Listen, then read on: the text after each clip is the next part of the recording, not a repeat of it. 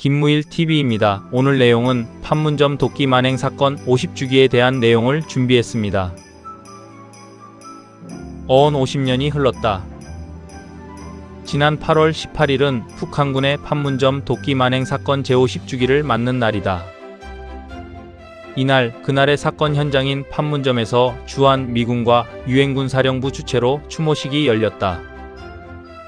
당시 희생된 아서 보니파스 미 육군 소령의 딸 베스와 메간, 외손자 브레이디 디코어, 그리고 또 다른 희생자 마크 베럿 대위의 조카 스테이시 애덤스 가족, 동생 등 유가족들이 이 추모식에 초청받아 한국을 방문했다. 당시 보니파스는 공동경비구역 JSA 경비중대 중대장으로 한국 근무를 마치고 귀국 일주일을 남긴 때였고, 베럿은 동부대 소대장으로 갓 결혼한 신혼 때였다. 참으로 안타까운 죽음이었다. 추모식에 이 두 미군 장교의 유족들이 함께 참석한 것은 이번이 처음이다. 당시의 사건 개요는 다음과 같다. 1976년 8월 18일 오전 10시 45분 판문점 공동경비구역 제3 경비초소에서 시야를 가리는 미루나무 가지치기에 동원된 노무자 5명의 작업을 감독하던 유엔군 측 경비병을 북한 경비병 30여 명이 도끼와 곡괭이를 휘두르며 집단으로 기습해 미군 장교 2명 등 한국군과 미군 9명의 사상자가 발생하는 등 큰 피해를 당한 사건이었다. 한국 노무단 12중대 소속 작업반장 곽덕화는 이날 노무자 4명과 함께 소위 돌아오지 않는 다리 남쪽에 있는 높이 15m짜리 25년생 미루나무 가지를 전지하기 위해 당일 10시 20분경 미군 장교 2명 포함 경비병력의 엄호를 받으며 작업에 임했다. 이때 이 주변을 경계하며 지휘하던 북한군 박철중이가 느닷없이 고함을 친다. 더 이상 가지 치지 말라. 한국군 중대장 김문환 대위가 미군 장교에게 통역을 하는 사이 북한군은 더 치면 죽여버린다라고 하면서 주먹을 둘러대기 시작했다. 미루나무 밑에서 미군과 북한군 장교 사이에 입씨름이 벌어졌는데, 이때 북한군 장교 2명 포함 사병 30여 명이 달려들어 삽시간에 아수라장으로 변했던 것이다. 아군 피해와 미군의 즉각 조치, 이들의 갑작스러운 기습으로 보니파스 소령과 베럿 대위는 그 자리에서 무참히 살해당했고, 기타 1명의 한국군 장교를 포함한 9명의 한미군 사병이 큰 부상을 입었다. 미군 측 주장은 평소처럼 사전 가지치기 작업 통보에 북한 측이 동의했었으나 작업이 진행되자 이를 무시하고 기습 공격했다고 밝혔다. 이 사건은 휴전 이후 미국과 북한이 짧은 시간 동안에 가장 긴박하고 첨예한 대립을 유발하게 시켰던 돌발 사건으로 전쟁으로도 충분히 확대될 수 있었던 일촉즉발의 위기 상황이었다. 이 사건으로 미국은 오키나와 미 해병대 기지와 아이다호주 그리고 괌에서 즉각 F-4, B-52 등 항공기를 발진시켜 무력 시위를 전개했고, 사건 발생 3일 뒤인 8월 21일에 문제의 미루나무를 베어버렸고, 우리나라 특전사 용사들이 북한 초소 4개를 박살냈다.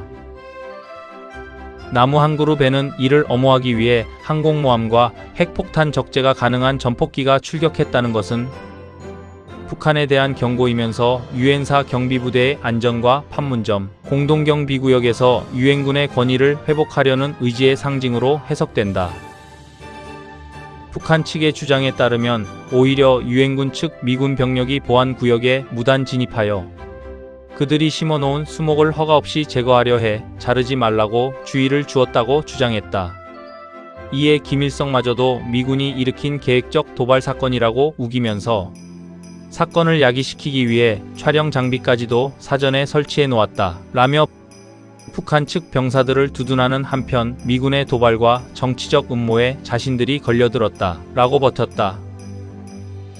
그러나 사건의 야만성으로 인해 세계 여론이 들끓고 유엔군 측의 단호한 무력 시위가 이어지자 슬그머니 꼬리를 내리고 유감을 표명하며 다시는 유사한 사건을 유발치 않겠다 라고 사과해 사건이 종식되기에 이르렀다. 이때 들끓는 국제 여론을 등에 업고 북한 수뇌부에게 과감한 참수작전과 융단 폭격을 퍼부었어야 하는 건데 라는 생각도 든다. 아까운 희생. 보니파스 소령은 1966년 미 육군사관학교 제122기 포병 소위로 임관했다.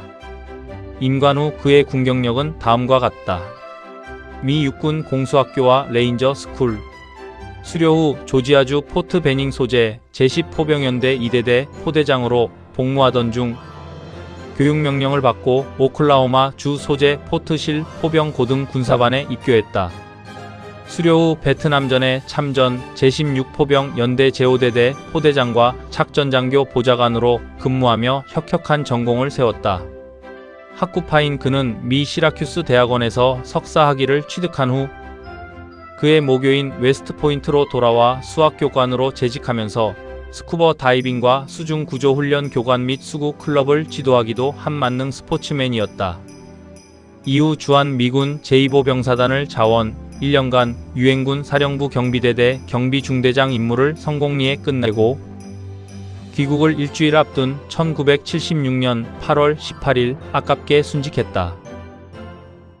엿새 뒤인 동년 8월 24일 베럿 대위와 함께 미국 최고의 군사적 예우를 갖춘 장례식에서 미 육군 소령과 대위로 각각 추서되었고 모교 출신 전몰 장교 9,500여 명이 묻힌 웨스트포인트 묘지 34구역 C열 137, 138번에 고이 잠들고 있다.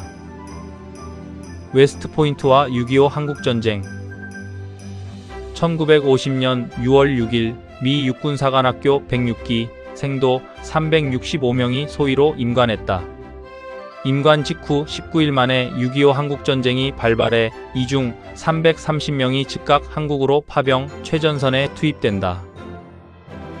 신혼여행 중이던 에드먼드 릴리 소위는 미 육군 제2보병사단 소총소대장으로 참전했다가 9월 3일 낙동강 전선에서 전사했다.